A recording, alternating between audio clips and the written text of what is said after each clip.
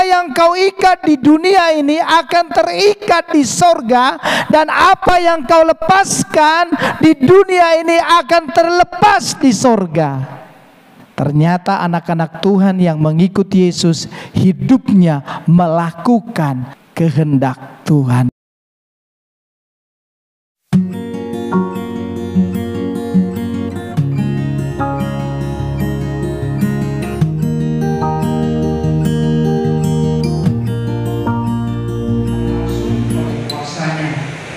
Saudaraku yang dikasih Tuhan, tema kita pada saat ini adalah mengikut Yesus.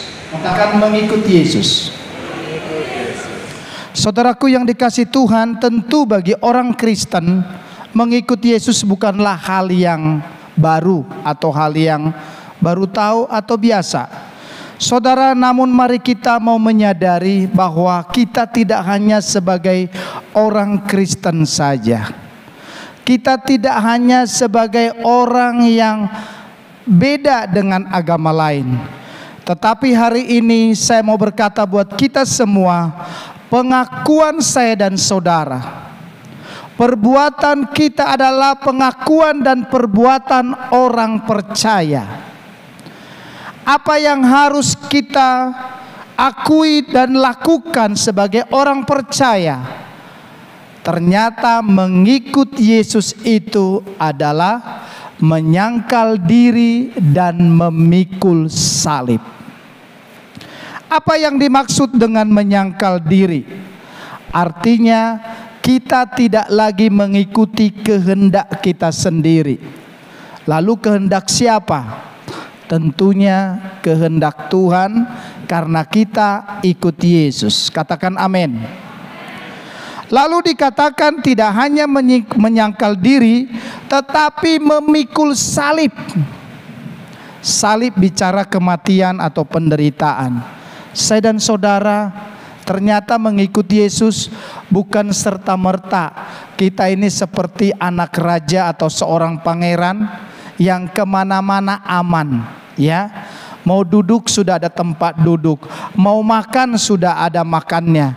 Ternyata memikul salib artinya adalah ketika kita mengikuti Yesus, saya dan saudara harus siap menderita. Katakan amin. Saudara, kalau dikatakan orang Kristen, kira-kira bersyukur atau malu? Bersyukur, itulah pikul salib. Mari kita lihat kebenaran firman Tuhan di dalam Lukas 9 ayatnya yang ke-23 berkata demikian. Katanya kepada mereka semua, setiap orang yang mau mengikut aku, yang mau mengikut Yesus, ia harus menyangkal dirinya, memikul salibnya setiap hari dan mengikut aku. Saudara, ada banyak orang hanya karena menikah dia tidak ikut Yesus. Itu bukan saya dan saudara. Ada orang hanya karena sebuah jabatan, dia pikir yang penting saya percaya Yesus. Agama mah yang hanya ada di dunia. Nanti setelah saya dapat jabatan itu, setelah saya dapat harta itu, setelah saya dapat yang saya inginkan itu, toh juga saya percaya Yesus. Dengar, kita harus menyangkal diri dan memikul salib setiap hari. Katakan amin. Mari kita belajar dari seorang yang tidak mengenal Tuhan, bangsa yang tidak percaya Tuhan, namun akhirnya dia mengikut Tuhan. Kitab Rut pasal 1 ayat 16. Firman Tuhan berkata di dalam Rut pasal 1 ayat 16 berkata demikian, tetapi kata Rut, janganlah desak aku meninggalkan engkau dan pulang dengan tidak mengikuti engkau. Sebab kemana engkau pergi, ke situ juga aku pergi. Dan di mana engkau bermalam, di situ jugalah aku bermalam. Bangsamu bangsaku, dan Allahmulah Allahku. Saudaraku dikasih Tuhan, Rut berkata dengan penuh keyakinan. Dia berkata kepada mertuanya Naomi, dikatakan sekali lagi demikian, sebab kemana engkau pergi, ke situ jugalah aku pergi, dan di mana engkau bermalam, di situ jugalah aku bermalam. Bangsamulah bangsaku, dan Allahmulah Allahku. Katakan amin. Radikal banget. Ketika menikah dengan anak-anak Elkana dan Naomi, mertua meninggal, ya suami meninggal, akhirnya mereka tidak memiliki apa-apa lagi. Naomi akhirnya berkata, saya mau pulang saja. Dan apa yang terjadi? Kehidupan Naomi di negeri orang tidak lepas dari kehidupannya sebagai orang yang mengenal Tuhan. Akhirnya Rut berkata dengan yakin bahwa imanmulah imanku. Amin. Saudara, sepertinya kita Kristen karena kita sudah Kristen di perut mama. Ya, nggak ada masalah. Opung kita Kristen, nenek moyang kita Kristen, dan kita lahir di tanah orang Kristen. Sepertinya tidak ada masalah untuk kita menjadi Kristen. Tapi hari ini, mari kita mau radikal. Apa yang harus dikerjakan oleh anak-anak Tuhan? Tentunya tidak ada yang lain selain melakukan kehendak Tuhan. Saudaraku yang dikasih Tuhan, dari Rut kita melihat ada gambaran bagaimana Tuhan dapat mengubah sebuah kehidupan. Saya dan saudara akan mengalami satu kehidupan yang diubahkan. Bahkan dialami oleh Rut kehidupan yang terpuruk menjadi kehidupan yang dahsyat dan membawa berkat. Katakan amin. Halo, kita ini ternyata bukan hanya diselamatkan, bukan hanya percaya Yesus, kehidupan kita diubahkan oleh Tuhan. Perjalanan rohani daripada Rut sungguh menjadi gambaran buat saya dan saudara.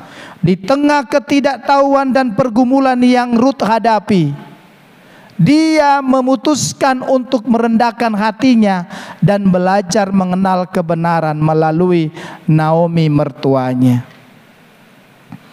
Apa kebenaran kita saat ini? Kita mungkin punya kebenaran masing-masing. Ya, saya tidak salahkan apa yang diajarkan oleh orang tua, karena orang tua itu adalah wakilnya Tuhan. Tapi kebenaran yang tidak bisa ditawar-tawar lagi adalah firman Tuhan. Katakan amin. Adakah kita seperti Rut berkata bahwa apa yang dikatakan firman Tuhan itulah saya lakukan, apa yang diminta Tuhan itulah yang saya akan lakukan. Dimanapun engkau bermalam, kemanapun kau pergi, bangsamu, dan dia berkata Allahmu adalah Allahku. Saudaraku yang dikasih Tuhan, kita nggak boleh main-main ikut Tuhan. Menjadi Kristen adalah kehidupan yang diubahkan dari keterpurukan menjadi kehidupan yang dahsyat dan membawa berkat. Mari belajar dari firman Tuhan. Jangan kita anggap, oh ya sudah, saya sudah ibadah, bagus. Saya sudah baca firman Tuhan, hebat. Saya sudah berdoa, luar biasa. Tetapi kita harus menyangkal diri dan memikul salib. Tidak ego kita lagi yang kita mainkan. Kita tidak lagi berkata, kenapa jadi begini ikut Tuhan. Tetapi kita akan mengikuti apa maunya Tuhan. Saudaraku yang dikasih Tuhan, setiap manusia memiliki kesempatan yang sama untuk mengikut Yesus atau meninggalkan Yesus. Saudara, satu hal yang pasti, ketika kita memilih mengikuti Yesus, artinya otomatis kita memutuskan untuk meninggalkan atau menolak dunia ini. Haleluya. Kita tidak dapat memilih Yesus dan dunia dalam satu waktu yang bersamaan, walaupun kita tinggal di dunia. Jangan kita bilang, ya kita masih di dunia, tapi hidup kita harus seperti Yesus. Saudaraku yang kasih Tuhan, mari kita perhatikan ketika kita mengatakan ya kepada dunia ini, artinya kita sedang menolak setiap janji yang Yesus berikan untuk kita. Jika kita mengharapkan menikmati semua janji yang Tuhan anugerahkan, kita tidak dapat hidup menurut dunia ini. Dunia tidak pernah menjanjikan hal-hal yang Tuhan anugerahkan bagi saya dan saudara. Hari ini, kalau kita berkata mengikuti Yesus, sangkal diri dan pikul salib. Jadi kita tidak lagi dikuasai oleh diri kita sendiri, tapi hidup kita ini dikuasai oleh Tuhan.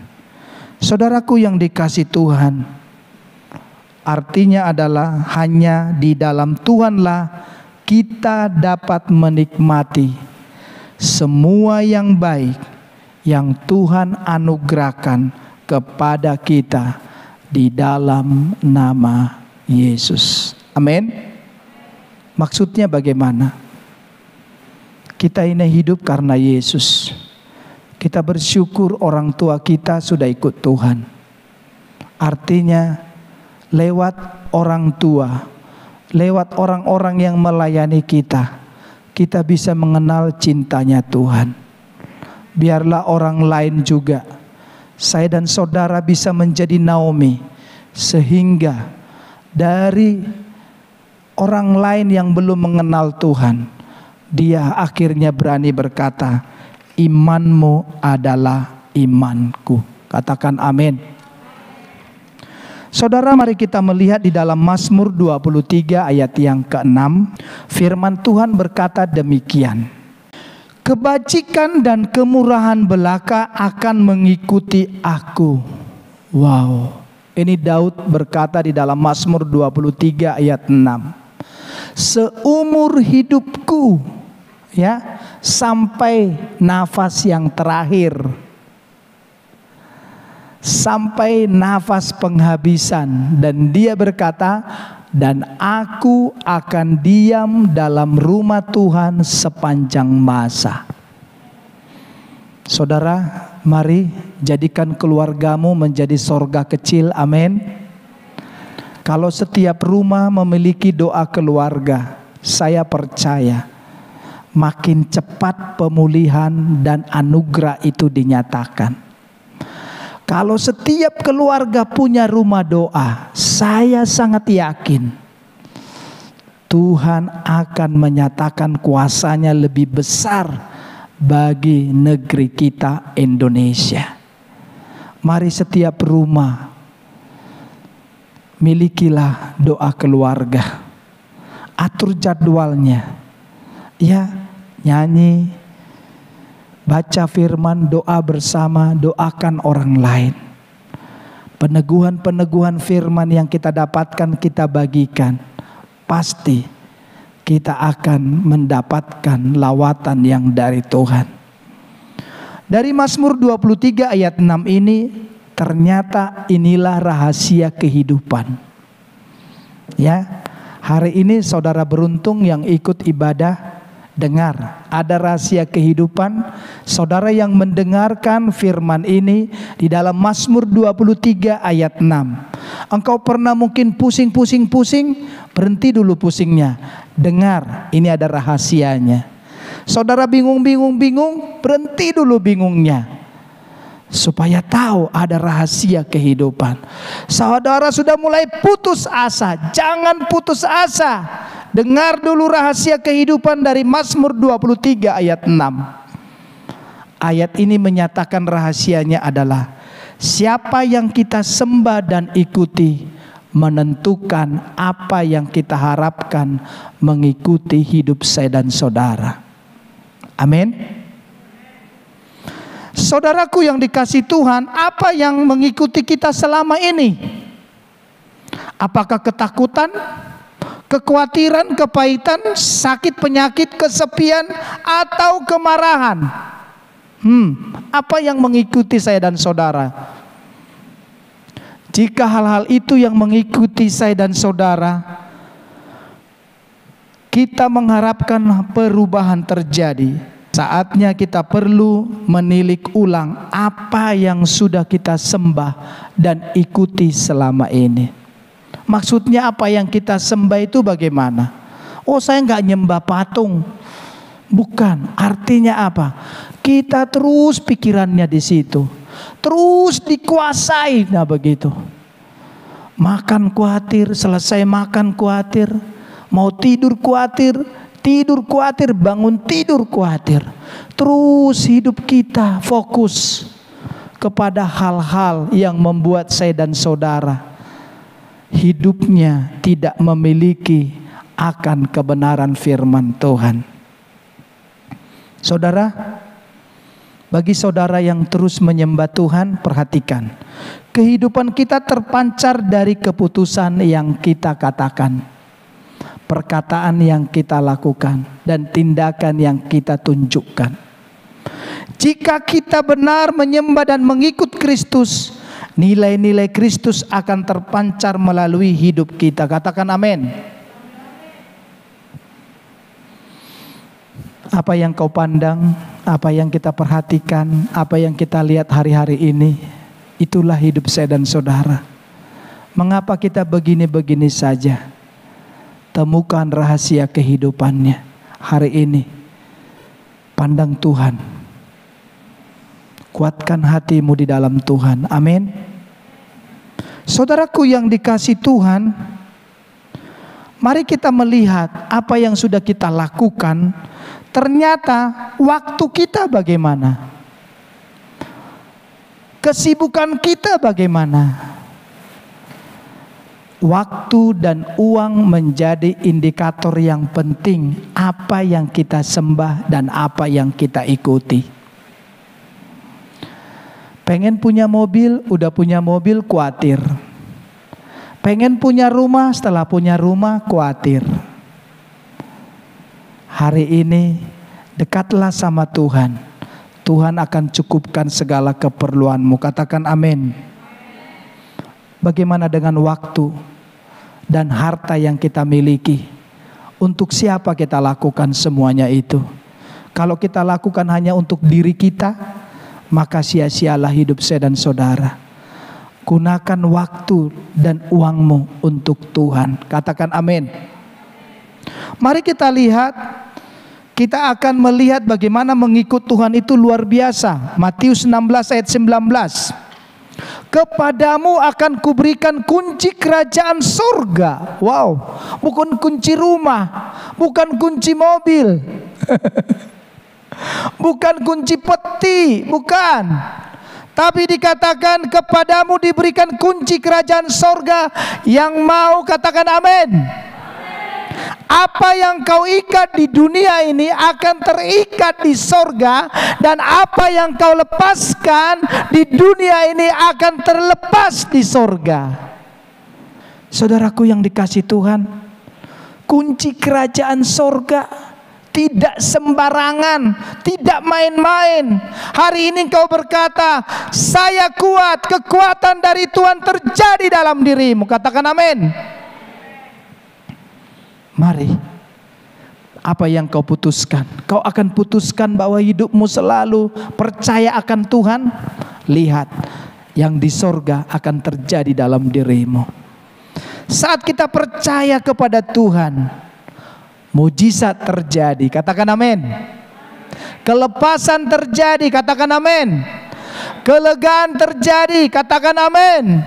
Pemulihan dan hal-hal yang luar biasa akan mengikuti kehidupan saya dan saudara. Daud berkata di dalam Mazmur 23 ayat 6, kebajikan dan kemurahan selalu mengikutiku, dan aku akan diam di dalam rumah Tuhan seumur hidupku.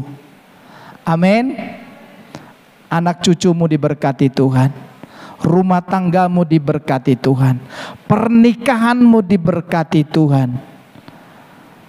Mengapa? Mengikuti Yesus dengan syarat sederhana, menyangkal diri dan pikul salib. Jangan main-main. Kalau kita tidak menyangkal diri dan tidak pikul salib, kita tidak dapat berkat dari Tuhan. Mari kita belajar mempercayakan hidup kita kepada Tuhan. Amin. Masa depan anak-anak kita, keluarga kita ada di tangan Tuhan. Itulah mempercayakan hidupnya kepada Tuhan. Kalau sudah mulai mikir, jangan lupa pikirkan Tuhan di dalam pikiranmu. Saudaraku yang dikasih Tuhan, mengikut Tuhan bukan berarti keputusan satu kali seumur hidup.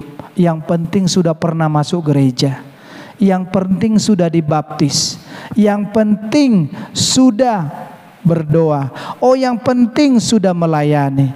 Bukan hanya satu kali keputusan itu, tetapi mengikut Tuhan keputusannya adalah setiap hari.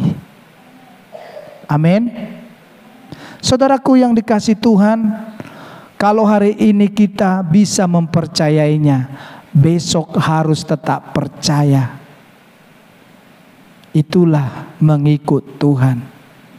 Kalau hari ini lemah, besok lemah, namanya meninggalkan Tuhan. Betul? Kalau hari ini mulai ya uring-uringan, besok lebih uring-uringan lagi, sudah lebih jauh dari Tuhan. Sekarang saya sudah ngerti bagaimana mengikut Tuhan. Hari ini setia, besok tambah setia. Hari ini percaya, besok lebih percaya. Itu dia. Karena apa? Diri kita lah yang harus kita sangkal. Ketika keraguan itu datang, ketika mungkin kita tawar hati, ketika kita mungkin menghadapi persoalan-persoalan berat, tetap kita berkata, aku percaya janjimu Tuhan. Kalau masalah yang lain muncul, apakah kita berkata Tuhan baik? Harus. Itulah mengikut Tuhan. Banyak cerita dalam hidup ini ketika kita mengikut Tuhan, mulai kendor, mulai lemah. Hari ini rahasia kehidupan sudah kita dengar. Filipi 4 ayat 13 berkata, segala perkara dapat kutanggung di dalam Dia yang memberi kekuatan kepadaku. Segala perkara, segala persoalan, segala masalah, segala problema, segala pikiran, segala kesulitan, segala permintaan, segala permohonan, segala-gala yang belum tahu gimana ini, Tuhan berikan kekuatan untuk kita bisa tanggung. Artinya dalam segala perkara, dalam segala situasi, kita selalu memutuskan untuk percaya kepada Yesus. Amin.